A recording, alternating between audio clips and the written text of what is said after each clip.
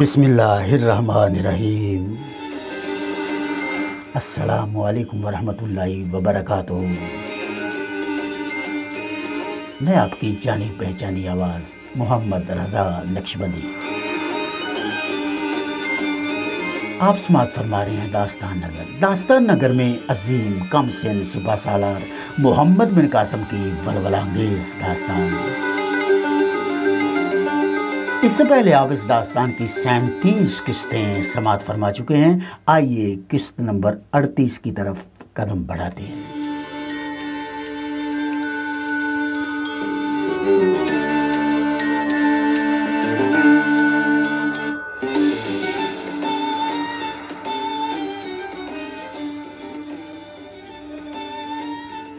طاہرہ نے لباس تبدیل کیا اور پھر سے وہ بدر جمال بن گئی۔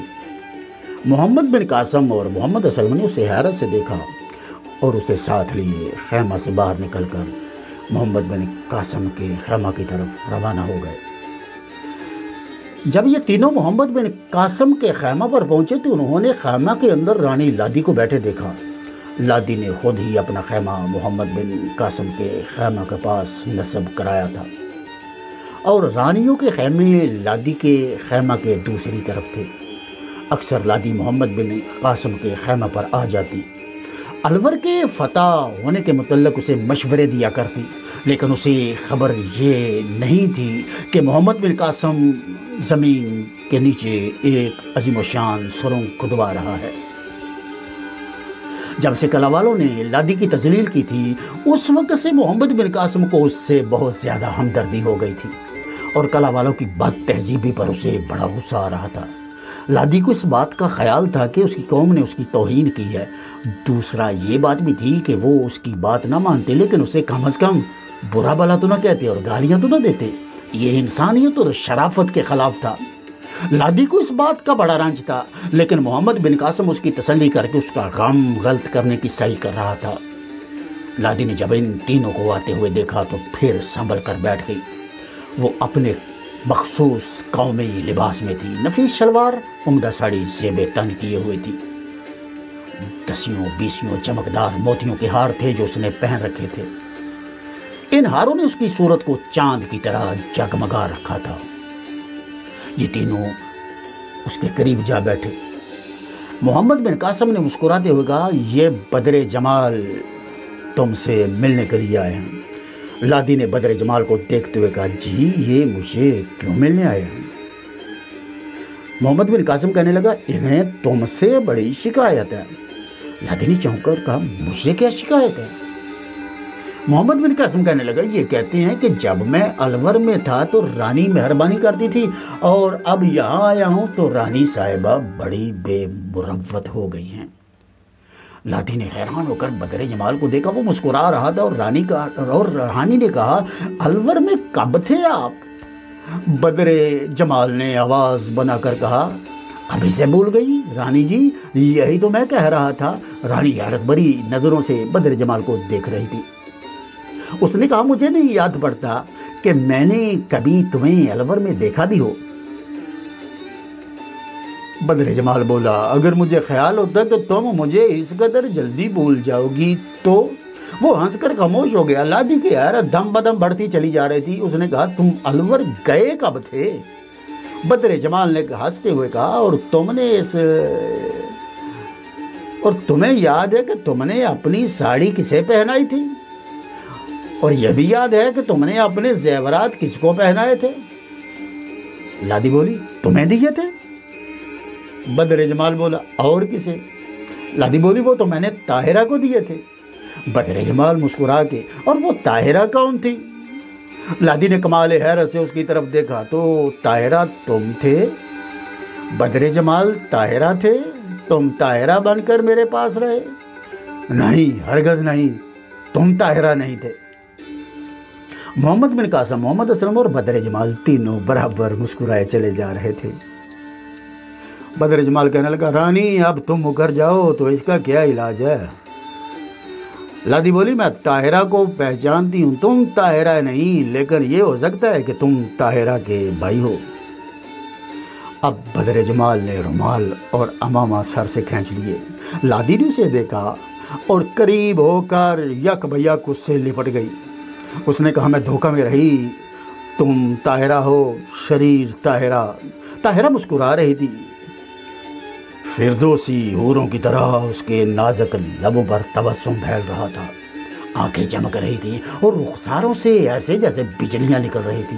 جب پیچھے ہٹ کر بیٹھی اور اسے مسرت بھری نظروں سے دیکھنے لگی تب طاہرہ نے کہا بے وفا رانی، اس قدر جلد بھول گئی تم مجھے؟ لادی بولی میں تجھے عمر بھر نہیں بھول سکتی، مگر تم تو لڑکا بن کر ہم سب کو فریب دے رہی تھی۔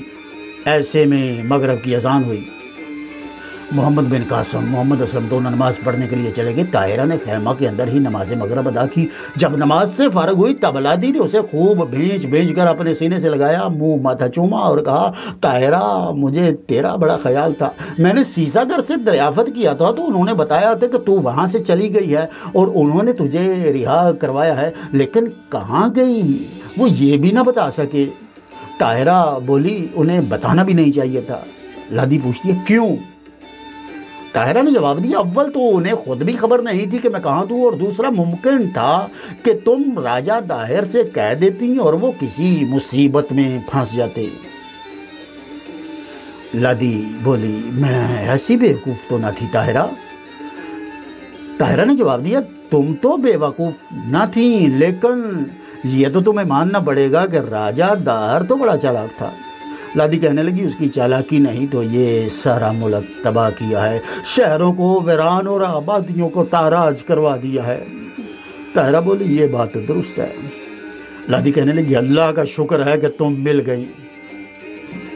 طاہرہ نے حیرت سے لادی کی طرف دیکھتے ہوئے کہا اللہ تعالیٰ کا شکر ہے، کیا تم میرے اللہ کی قائل ہو گئی؟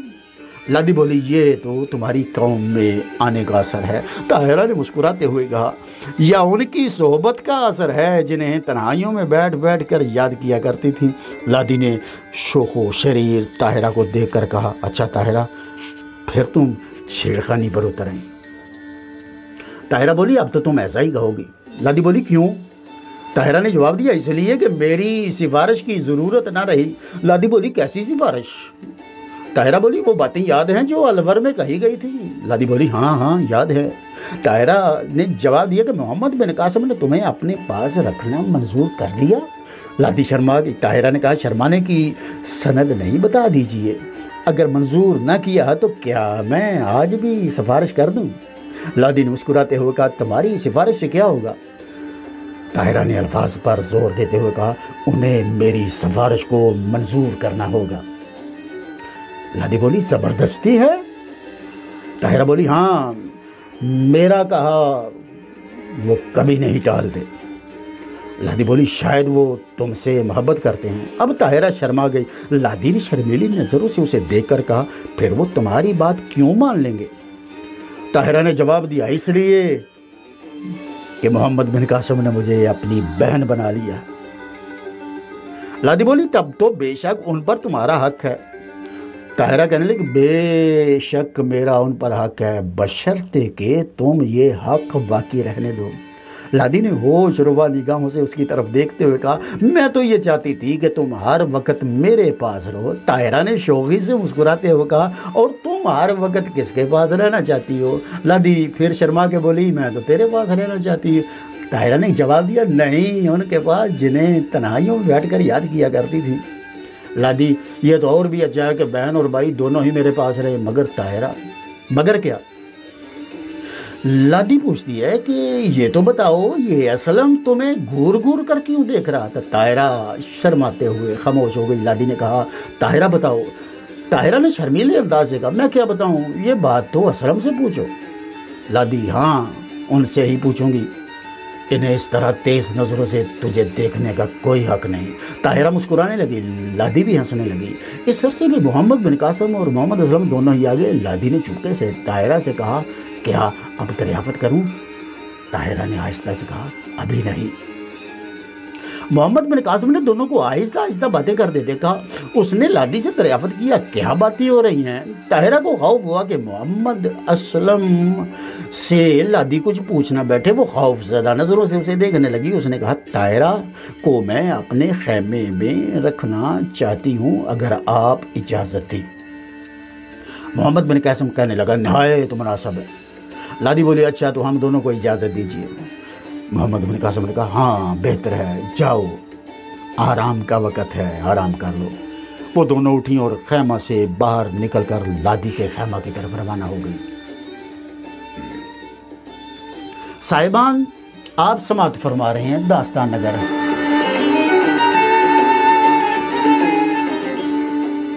और मैं मोहम्मद रज़ा नक्शबंदी।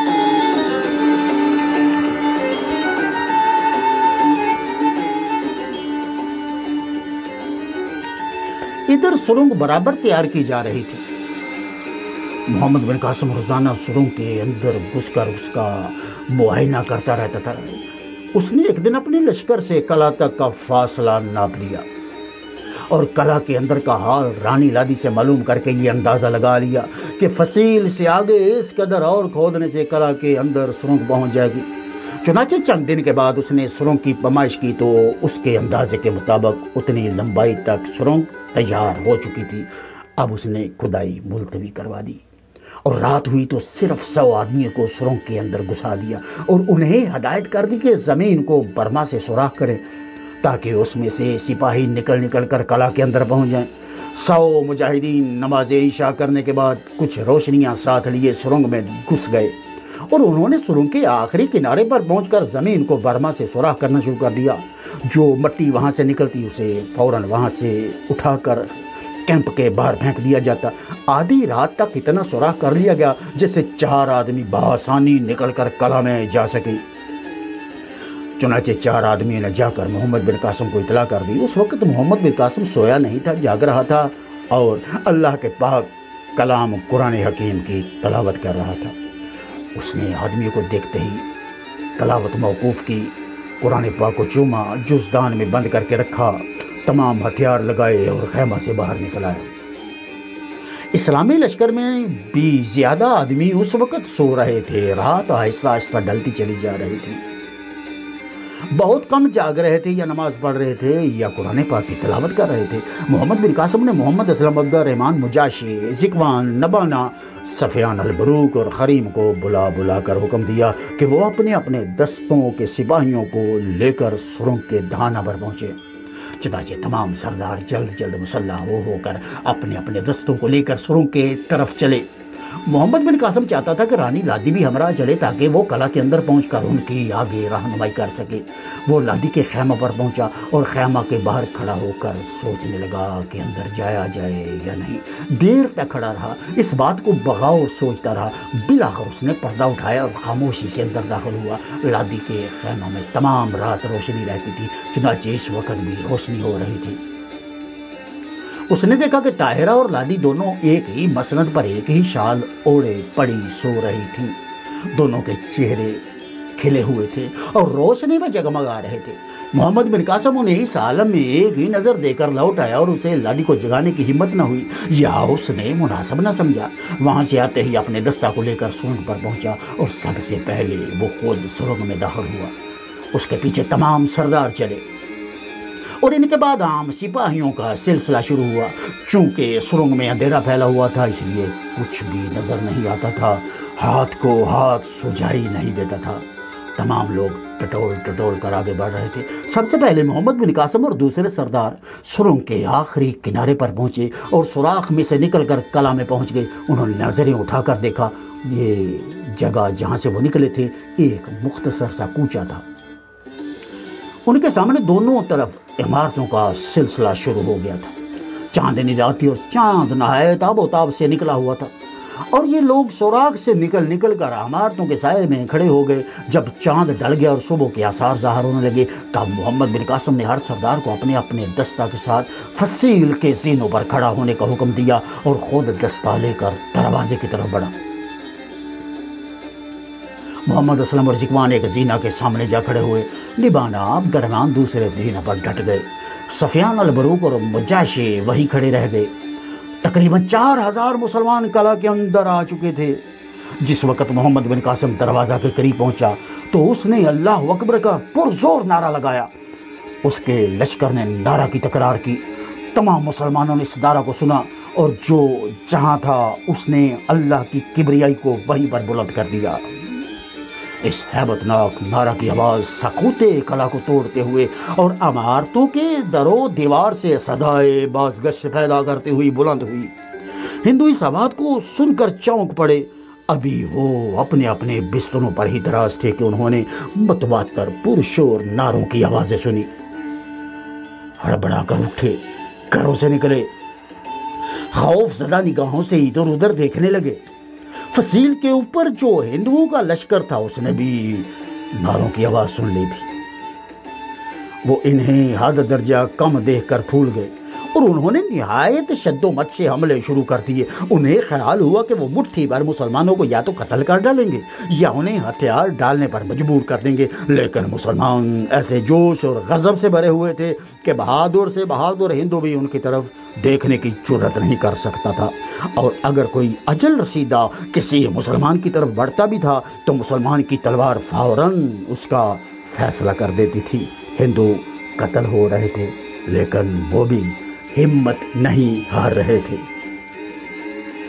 फतेह करीब का ख्याल से बढ़ बढ़कर हमले कर रहे थे। हर मुसलमान शेर बन गया था और झपट झपट कर हमले कर रहा था।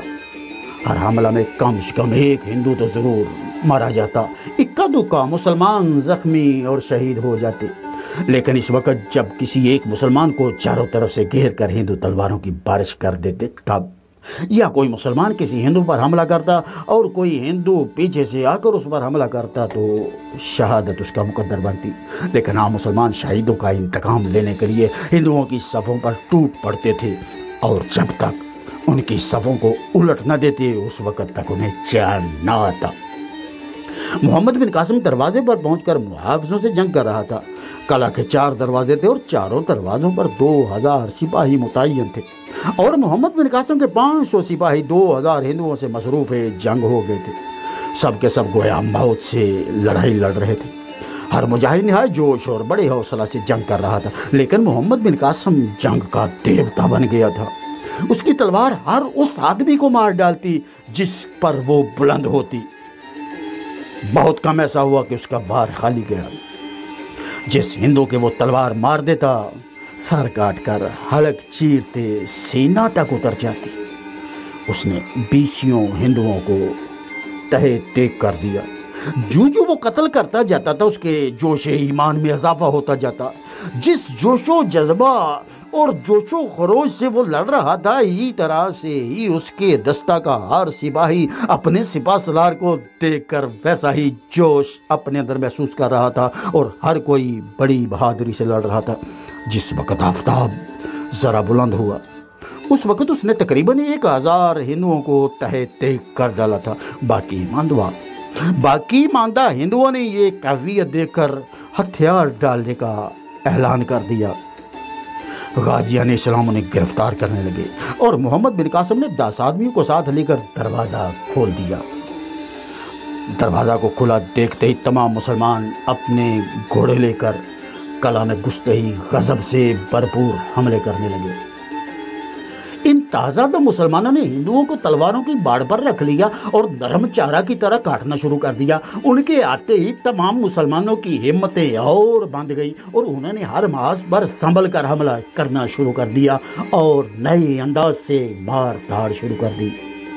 जंग की आग इस तेज़ी से रोशन हुई कि उसके शोले तमाम कला में भड़क उठे। हर जगह खून के छींटे बारिश के कतरों की तरह उड़ रहे थे। हाथ काटे जा रहे थे, पैर टांगों से जुदा हो रहे थे, धड़ अलहदा सारा अलहदा, जगह जगह लाशों के अंबार लगने लगे। खून नदी के पानी की तरह बहने लगा। अब चूंकि कला में 8000 मुसलमान आ गए थे इसलिए सारे फैलकर बड़े जोश से लड़ रहे थे। हिंदू भी मकदूर बार कोशिश कर रहे थे, तैश में आकर हमले कर रहे थे, मगर मुसलमान जब उनके हमलों को रोक कर जवाबन हमला करते तो दूर तक लाशें बिछाते चले जाते थे। साहिबान अब दोपहर का वक़्त हो गया था और धूप हर तरफ और हर जगह फैल गई थी, गर्मी बढ़ गई थी। मोहम्मद बिन कासिम भी अब वापस लौट आया था। अब वो हिंदुओं के हर ग्रोह पर हमला करके उसे ख़त्म करता हुआ कला के वसत की तरफ बढ़ता चला जा रहा था। जब वो कला के दरमियान पहुंचा तो उसने तकरीबन 10,000 हिंदुओं को 1,000 मुसलमानों से मसरूफ़ पैकार पाया। उसने महापने दस्ता के पुरजोर हमला कर दिया और सरफरोश हिंदुओं को खेती की तरह काटना शुरू कर दिया। और मुसलमान ने इस कदर साबत कदमी दिखाई थी कि खून के छींटे कपड़ों पर पड़ कर जम गए थे, जो गोश्त के लोथड़े महसूस होने लगे थे। अब ये 10,000 हिंदुओं से ज़्यादा 3,000 मारे गए होंगे कि उनके छिक्के छूट गए और उन्होंने हथियार डालकर अल-अमान अल-अमान चलाना शुरू कर दिया। मुसलमानों ने फ़ौरन शमशीर ज़नी मौकूफ़ कर दी। अब उन्हें गिरफ्तार किया जाने लगा।